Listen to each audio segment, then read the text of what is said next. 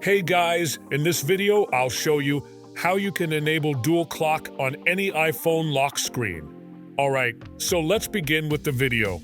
First of all, head towards your lock screen. Long press on it.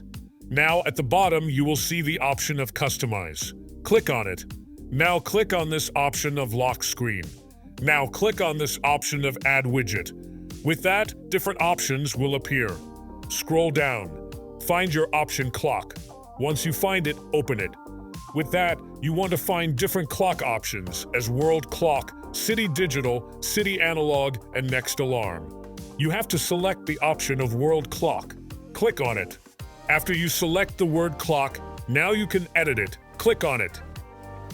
Now you can select the city that you want to set in your word clock. Just click on it. Different city options will appear. Go ahead and select the city that you want to set in your world clock. After you select it, now you can click on this option of Done. So that's basically how you can enable dual clock on any iPhone lock screen. So that's all for this video.